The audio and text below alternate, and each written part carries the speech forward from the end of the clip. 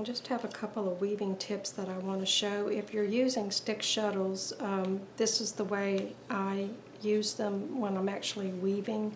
Most of the time I'm using a boat shuttle with thinner yarns. If I'm using my floor loom, I always use a boat shuttle because I have to shoot it through the sheds, and it's easier with a boat shuttle.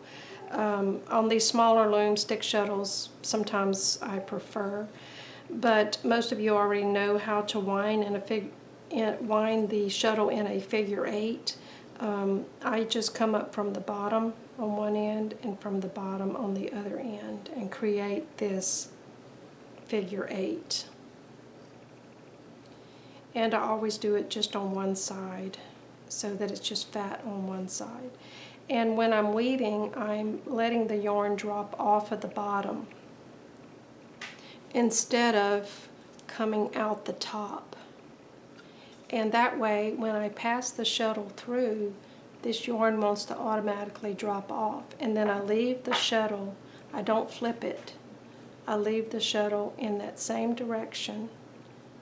And as it's going through, it drops off on this end.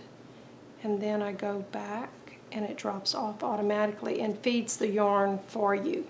So that's my first tip. On this project, I'm doing 8 picks of the dark yarn and 2 picks of the light yarn. And I did not want to let the light yarn float up the side here because it would look different on this side than that side. So what I'm doing is splitting the plies and then letting them overlap in the middle so that I have the same thickness in this area where they've overlapped as I do everywhere else. So I also use that technique when I've run out of yarn on my shuttle. And once the fabric has been washed and steamed and pressed, when you clip these off, they're just going to disappear. You'll never know where the joins are. They just are invisible on both sides of the fabric. I always do everything on the top where I can see where I'm doing. A lot of people don't like to look at it the whole time that they're weaving, so they do it through to the bottom, but it doesn't bother me. And also, when I got to looking at this, I thought that that would be cute to leave these fringes on there. I'm going to decide about that later after the fabric has been washed. I'm going to decide whether I like the way they look or not. If I don't like them, then I'm just going to cut them off. So since I decided that I may want to keep these little fringes, I'm going to randomly put them in different areas on the fabric. So the last one was done right here, so I think I'm going to do the next one. Let's do it about right here. So I've got my dark yarn that is not cut. It's sitting there waiting for the next time it's going to be used. So I'm going to put my up shed and I'm going to weave from left to right with my yarn dropping off the bottom of the shuttle. I'm leaving my shuttle in the same direction and then getting it ready for the next pick. So I'm going to pull up the tail to where I think that next fringe ought to be. I'm just going to lay it right there, just kind of eyeball it and decide where I want it, and then I'm going to leave enough yarn to do that. I'm going to be generous with it. So that's about right. So I'm going to go ahead and beat that down, and I'm going to engage the second shed, which is my down shed, and then I'm going to pass this tail under my first color so that I can capture it on the edge. Sometimes I remember to do it, sometimes I don't, and you really can't tell when you're only going up about 2 picks. So right here is where I decided, so I'm going to pass it all the way through to where I want the second side of this fringe to be. And most of the time I'll just go ahead and beat down just so I can get an idea what it looks like. And so that's fine. So what I need to do now is split the plies. This has about 6 strands in it, so I just split it down the middle. And I'll pass half of it back through about 1.5 inches or so.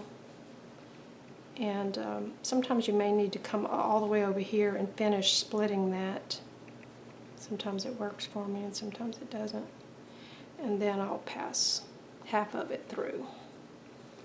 So now I've got the location for my little fringes. You see there's 2 on each of these. We've only done 1. So if you're looking at this, I've got 2 picks over here, a half of a pick here, and then only 1 pick here. So I need to finish this shed. I'm still in the down shed, so I need to finish the shed or the pick and pass that shuttle all the way through. And so now I have 3 picks here, half of a pick here, 1.5 plus this third one, and then I have 2 picks all the way over here. So I need to go into this area where there's 3, and I need to leave about a 2-inch tail here. Let me be generous with that and go ahead and cut this and get rid of that. And I'm sure you know what I'm fixing to do now. So in this area where there's 3 picks, I'll pull this back out, unravel that, split it right down the middle,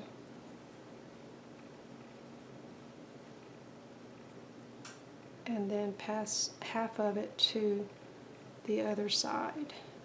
So when you beat down, now you have just 2 picks all the way across, and in this area it's the same thickness as everywhere else.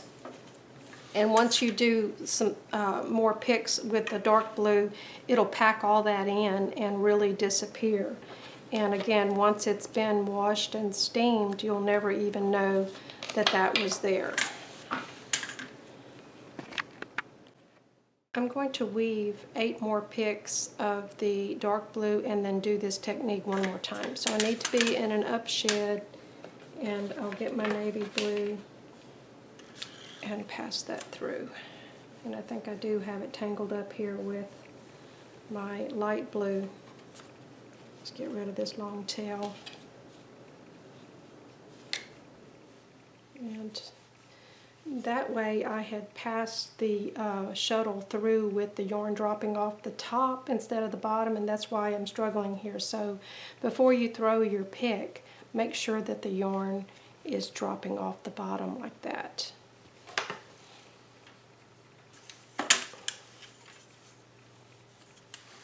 Down shed, my yarn is dropping off the bottom.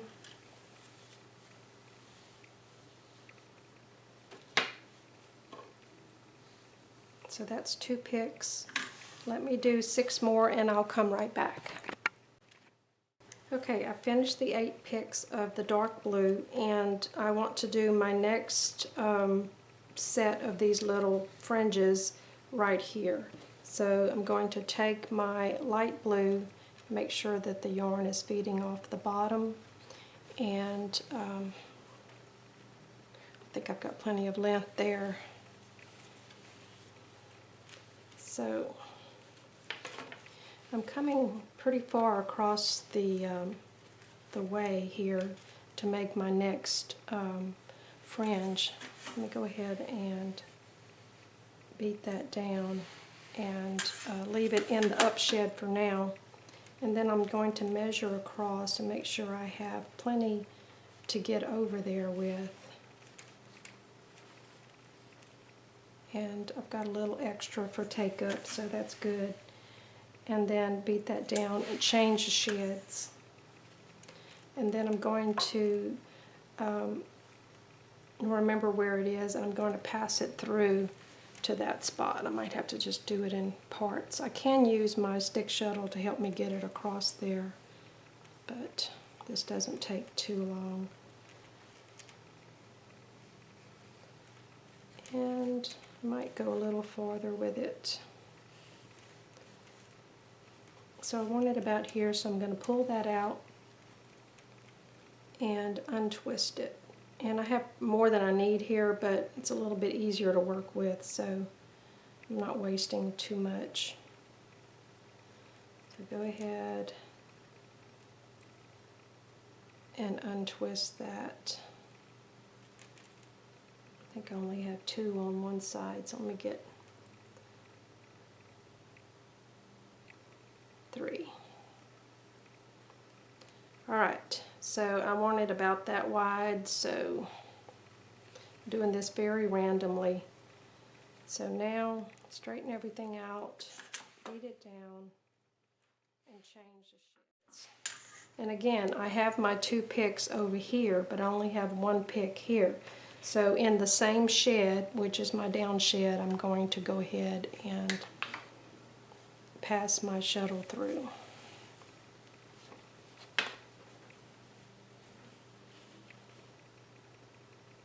So where the three picks are, I'm going to go over about a couple of inches so that I can have plenty of a tail to hang out here.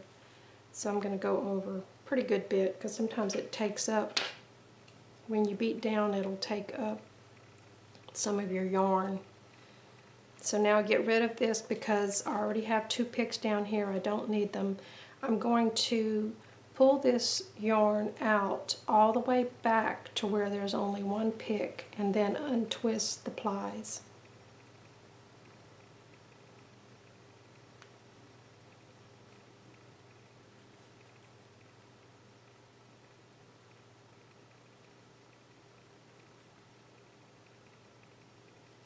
And then pass half of it back through the same shed to where the other one is. And now I have my 2 pairs, and I can go ahead and beat that down. And I'm ready to start the next 8 picks of my dark color. And on this end, I did not capture the navy. I forgot to pull my yarn around it, but it doesn't matter. It doesn't really even show.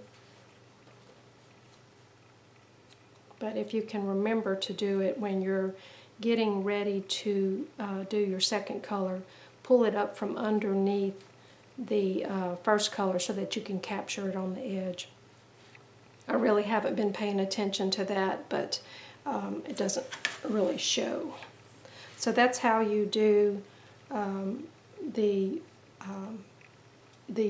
splitting the plies to reduce the thickness in this area.